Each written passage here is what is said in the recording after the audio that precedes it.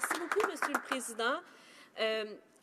Vous vous douterez bien que dans le budget, avec un record de 566 pages et 44 lois modifiées, il y en aurait énormément à dire et je pourrais probablement, c'est sûr que ça serait très épuisant, mais je pourrais probablement en parler pendant 3 jours.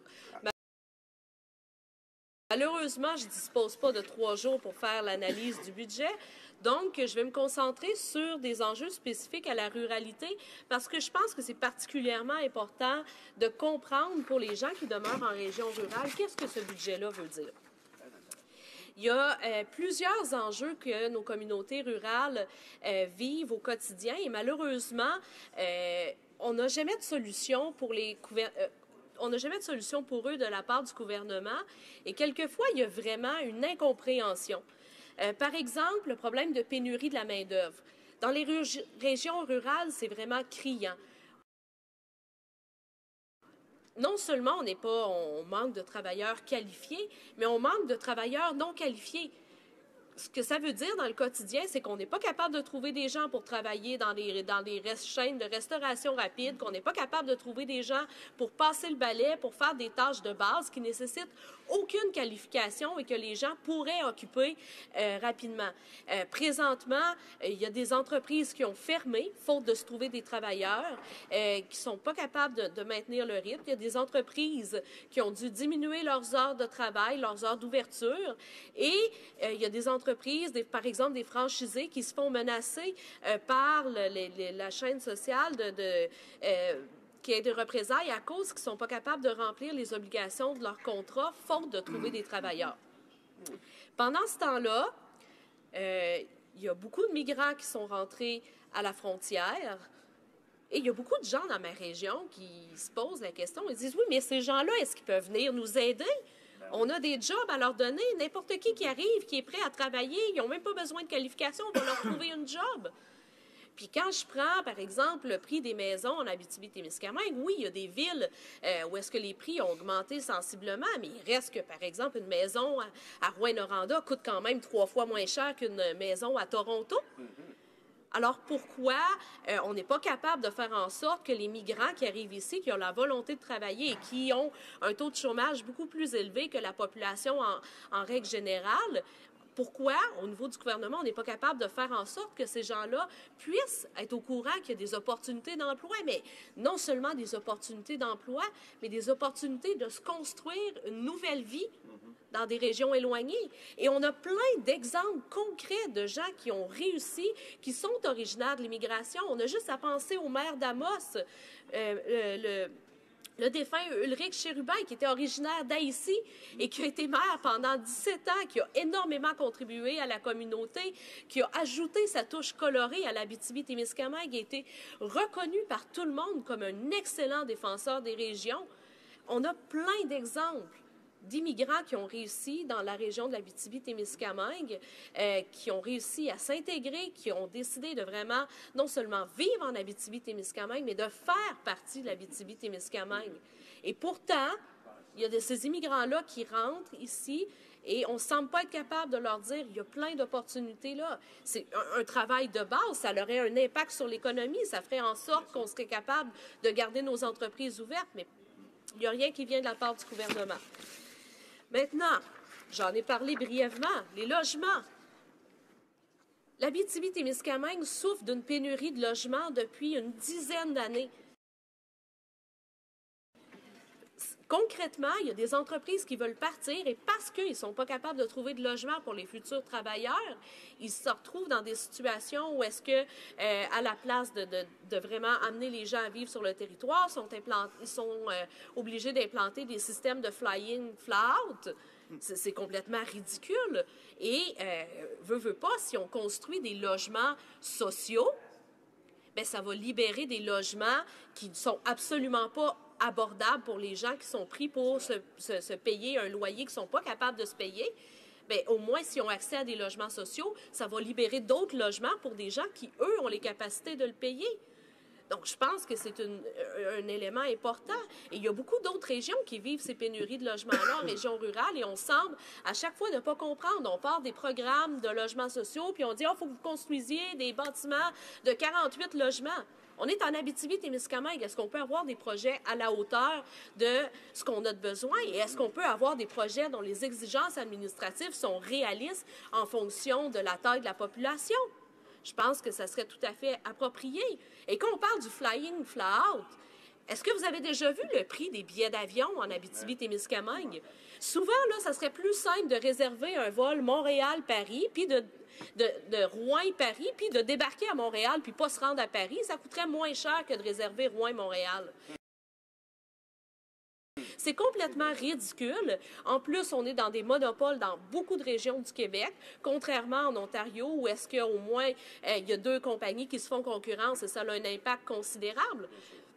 Moi, pour ma part, pour 45 minutes de route de plus, souvent, si je vais prendre l'avion en Ontario, à Timmins, ça va me coûter, ça peut aller des fois jusqu'à, pour un billet aller-retour, 400 à 500 $ de moins pour faire la même destination à partir de Timmins, qui est 2h15 de route, que de Rouyn-Noranda, qui est 1h15. C'est complètement ridicule et pourtant, alors que ça a un impact énorme sur l'économie parce que, bien entendu, c'est beaucoup les travailleurs qui utilisent les aéroports régionaux parce qu'on doit déplacer nos employés, nos cadres rapidement d'un endroit à l'autre. Donc, on ne peut pas se permettre de les envoyer sur la route parce que, bien, quand on a une réunion à Montréal, bien, en avion, on est capable de le faire dans la même journée. Mais quand on le fait en voiture, bien, c'est 3 jours qu'on perd à faire la rencontre, plus les 2 nuits d'hébergement.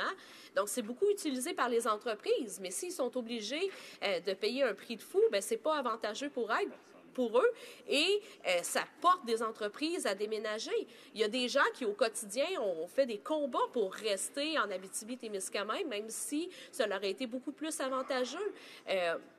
On peut penser à Steve Jolin, à Another J, qui a les productions des 10, le 7e ciel, qui a fait un excellent travail pour le rap et le hip-hop au Québec. Mais c'est sûr que pour lui, ce serait beaucoup moins compliqué de déménager à Montréal puis de gérer son entreprise à partir de Montréal. Mais il a choisi de continuer de rester en région. Et si il n'y a pas de mesures pour concrètement faire en sorte que nos entrepreneurs puissent continuer de travailler à partir des régions, bien, on n'avance pas beaucoup. Et c'est directement relié à l'économie. Maintenant, un des problèmes majeurs, le fameux téléphone cellulaire. Ça fait je ne sais pas combien de questions que je pose au ministre et à chaque fois que je pose des questions sur les téléphones cellulaires qui ne fonctionnent pas sur la moitié du territoire, quand on est sur des routes principales qui sont fréquentées de manière importante, à chaque fois que je pose des questions sur les téléphones cellulaires, on me répond en parlant d'Internet. On n'est même pas capable de démélanger Internet puis le téléphone cellulaire de ce côté-là, ou peut-être qu'on n'est même pas capable de comprendre que ça existe des endroits où, malheureusement, le téléphone cellulaire ne pogne pas. Puis je vous dirais que, malheureusement, en Abitibi-Témiscamingue, il y a plus d'endroits où ça ne pogne pas que d'endroits où ça fonctionne bien. Donc, je pense qu'il serait grand temps que les députés d'en face comprennent que sans téléphone cellulaire, c'est très difficile pour les économies régionales de fonctionner, c'est très difficile pour les entreprises, puis ça fait perdre énormément de temps.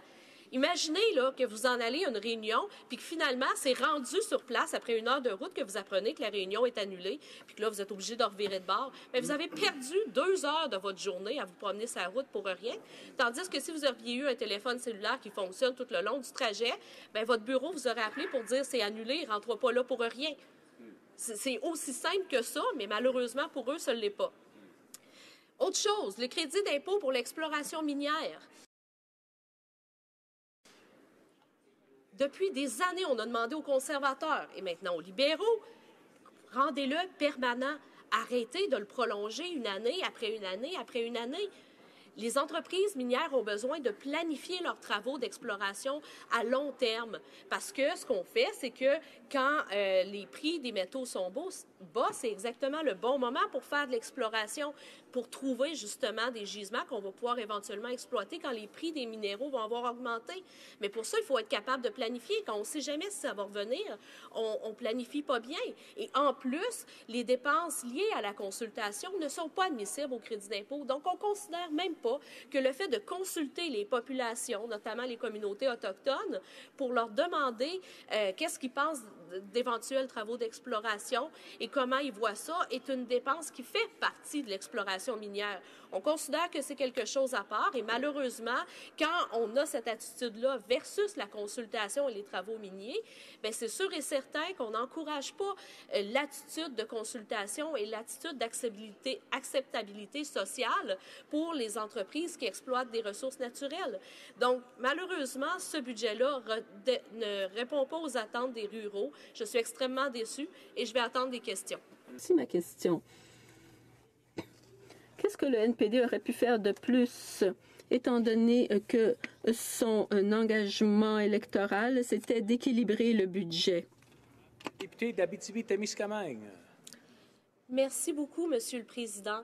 Si jamais les libéraux voulaient mettre une fois pour toutes fin aux échappatoires que les PDG utilisent pour se cacher de l'argent dans les paradis fiscaux, bien, probablement qu'on aurait de l'argent pour faire des choses qui seraient beaucoup plus utiles pour les régions rurales.